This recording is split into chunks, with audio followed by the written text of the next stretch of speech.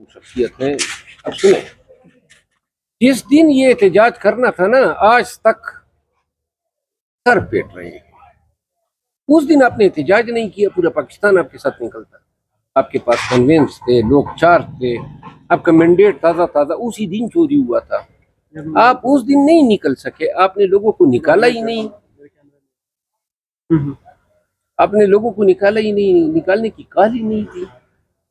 اس کے بعد جناب احتجاجوں کا ایک سلسلہ شروع ہو گیا. آپ کو یاد ہوگا مارچ میں، اپریل میں، مئی میں، جو ہم اکتوبر، نومبر. بالکل. تو اس دوران خان صاحب کے ساتھ ایک ملاقات میں نے ویسی ایک بات کہی. میں نے کہا خان صاحب، اگر آپ کی طرف سے یہ ایک بیان چلا جائے کہ یہ جو کچھ ہمارے ساتھ ہوا، چاہے وہ 9 مئی ہو، چاہے مینڈیٹ کی چوری ہو، بس میں نے کہا آپ ایک آئی خان بن چکے ہیں. آپ کو اپنی اکثریت دکھانے کے لیے جلسے جلوس کی ضرورت نہیں ہے، آپ کی بات ہی کافی ہے. تو میں نے کہا اگر آپ صرف ایک فکرہ کہہ دیں کہ جو کچھ جتنا کچھ ہمارے ساتھ ہوا وہ سب کچھ ملک کے مفاد میں نے معاف کر دیا، میں بھول گیا ہوں. ملکی مفاد میں، ملک کے مفاد میں، پاکستان کے مفاد میں. تو میں نے کہا کہ پاکستان کے عوام اور یہ جو مخالفین ہیں ان کو بھی احساس ہوتا، شرم آتی کہ یہ وہ شخص ہیں.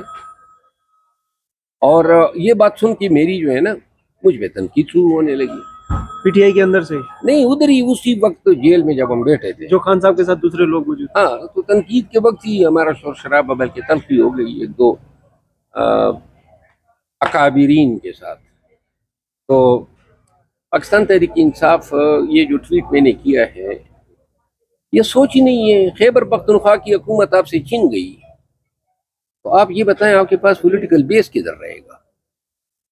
آپ یہ چاہتے ہیں نا. دیکھیں، وزیر اعلیٰ صاحب کا سب سے پہلی کامیابی یہ ہونی چاہیے کہ وہ اپنی حکومت بچائیں. آپ نے حکومت گرانی ہے، آپ نے ایمرجنسی کی ڈکلیریشن کرا دی ہے، وہ تو اب 2/3 اکثریت ان کے پاس ایوان میں آ گئی ہے. وہ تو یہاں سے ایک ریزولوشن پاس کریں گے اور حکومت چلائیں گے. نقصان کس کا ہوگا؟ نقصان ان شہداء کا ہوگا جن کے گھروں میں جو ہیں سابق وزیر اعلیٰ آج بھی 50,000 روپے پہنچاتا تھا. نقصان پی ٹی آئی کے ان ورکر کو ہوگا. آپ کو پتہ ہے 9 مئی اور اس کے بعد پی ٹی آئی کے خلاف، پی ٹی آئی ورکر کے خلاف ملک بھر میں 40,000 سے زیادہ ایف آئی آر ہو چکے ہیں. 40,000 ایف آئی آر کے مقدمے ابھی تک ختم نہیں ہے. ہم سب لوگ ان مقدموں میں ملزم ہیں، کوئی قیدی ہے. تو لہٰذا یہ لوگ کدھر جائیں گے؟ یہ جو لوگ چھپے ہوئے ہیں آج خیبر پختونخوا میں، ان کو پناہ ملی ہے، وہ کدھر جائیں گے؟ اور پھر آپ کے پاس لاجسٹک ہوتی تھی، آپ کے پاس آپ اپنے وسائل کا بھی استعمال کرتے تھے. وکلاء کی فیسیں بھی وزیر اعلیٰ ادا کرتا تھا، یہ مچل کے بھی جمع کرتا تھا. وہ اپنی جیب سے ادا کرتے تھے نا. حتیٰ کہ میں ایک بات ببانگ دہل کہتا ہوں، خان کا کوئی رشتہ دار کہہ دے، پارٹی کا کوئی ایک افسر یہ کہہ دے، آج میں چیلنج کر کے کہتا ہوں کہ پاکستان تحریک انصاف کی جو وکلاء کی فیسیں ہیں وہ کسی ایک آدمی آ کے سامنے آ کے کہہ دے کہ ہم نے ادا کی ہے. یہ ساری فیسیں علی امین گنڈپور ادا کرتے تھے. سر انہوں نے ذاتی جیب سے کی ہیں یا خزانے سے؟ کون سے خزانے سے؟ حکومت کے خزانے سے، صوبائی حکومت کے. صوبائی حکومت کا خزانے کے لیے فیسیں کے لیے تو کوئی فنڈ نہیں ہے، کوئی مد نہیں ہے، کوئی ہیڈ نہیں ہے. یہ سارے پیسے اور یہ جلسے جلوس، یہ اب دیکھتے ہیں نا. دیکھیں، آپ یہ ساری چیزیں لوز کریں گے، آپ کے پاس وسائل نہیں رہیں گے، آپ کے پاس لاجسٹک نہیں ہوگا، آپ کو بیس نہیں ہوگی آپ کے پاس میں یہ سمجھتا ہوں آپ وہ جو سیاسی دائرہ ہے جو تھوڑا بہت آپ کا حصہ ہے اس سے بھی آپ نکل جائیں گے. سر مشورہ کیا دیں گے؟ دیکھیے، میں تو کل بھی چیزوں سے نکل سکتے ہیں. کیوں لوگ نہیں سو اگر یہ غلط کر رہے ہیں، اشتہار دلا رہے ہیں، وہ آپ کو ملنے نہیں دے رہے ہیں، اور آپ کہتے ہیں میری شرط ہے کہ میں ملوں گا اور خان کے ساتھ تو تبھی حکومت بناؤں گا. جب آپ حکومت نہیں بنائیں گے، یعنی کابینہ نہیں بنائیں گے، مصطفیٰ امپیکس کیس میں سپریم کورٹ نے قرار دیا ہے کہ وزیر اعظم نام کی کوئی چیز حکومت نہیں ہوتی ہے. سپریم کورٹ نے کہا ہے حکومت سے مراد ہے وفاقی کابینہ، اور یہی اصول کا اطلاق ہوتا ہے صوبائی حکومتوں پہ. تو لہذا وزیر اعلیٰ اپنے صحیح تو حکومت نہیں ہے جب تک کابینہ نہ ہو. آپ 4-5 لوگوں کی کابینہ تو بنا دینا، جو ان لوگوں کی جو آپ کو پتہ ہے کہ کسی بھی شک سے یا کسی بھی تنازع سے پاک ہے، تاکہ آپ یہ کانسٹیٹیوشنل ریکوائرمنٹ کو میٹ کر سکیں. آرٹیکل 234 یہی تو کہتا ہے کہ جہاں کانسٹیٹیوشنل بریک ڈاؤن ہوگا، اب صوبے میں حکومت نہ ہو، انتظامی معاملات کون چلائے گا؟ کوئی سیکٹری کوئی آرڈر نہیں کر سکتا ہے، کوئی فنڈ ایلوکیشن نہیں ہو سکتی ہے، کوئی فیصلہ نہیں ہو سکتا ہے. ہر فیصلے پہ کابینہ نے مہر لگا لی ہے. تو لہذا عملی طور پہ کہ خیبر پختونخوا میں کوئی حکومت نہیں ہے.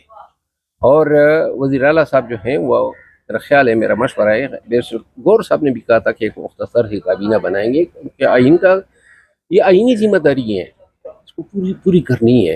اور اگر نہیں کریں گے، 13 دن ہو گئے ہیں حلف لیے ہوئے، تو 10 دن تک تو آدمی کہہ سکتا ہے کہ چلے جی مشاورت کرنی ہے، یہ وہ ہے. آپ ایک شارٹ سی کابینہ بنا دیں تاکہ کم از کم حکومت کو کیوں موقع ملے کہ وہ آرٹیکل 234 لگا دیں، اور جس کے تحت ایمرجنسی پر کلیم کر کے صوبے میں حکومت کو چلتا کر دیں، اور پھر آپ لاک عدالت میں جائیں.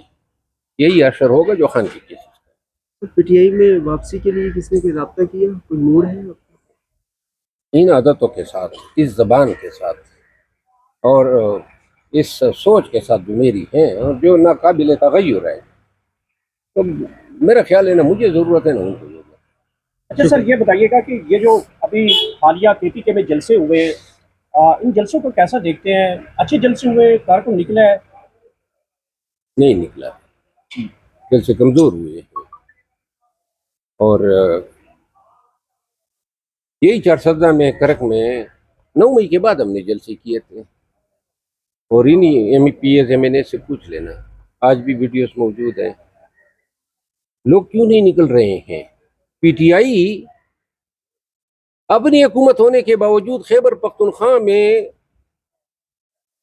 وفاقی وزیر قانون کے ہاتھوں ہر سنگل اسٹیشن پہ آ رہی ہے. سپریم کورٹ کے الیکشن میں تارڑ صاحب جیتے ہیں. کے پی کے میں یہ نہیں ہے کہ کوئی ایک جگہ سے جیتے ہیں، ہم ہر جگہ سے آ رہے ہیں. یہی ہر جگہ سے آ رہی ہیں. کیوں؟ ذرا سوچے تو صحیح. آپ کے جلسوں میں تعداد بتدریج کم ہوتی جا رہی ہے. اب کیوں نہیں سوچتے ہیں؟ یہ ٹکراؤ کی پالیسی، یہ لڑاؤ یا جلاؤ یا گراؤ کی پالیسیاں، یہ تو پی ٹی آئی کے سوشل میڈیا کو اچھی لگتی ہوں گی، عام لوگوں کو اچھی لگتی ہوں گی، لیکن یہ کیا پاکستان کے حق میں ہے؟ 26 نومبر کو لاشیں گری نا. یہ ٹی ایل پی کے ساتھ کیا ہوا؟ لاشیں بھی ان کو نہیں مل رہی ہے.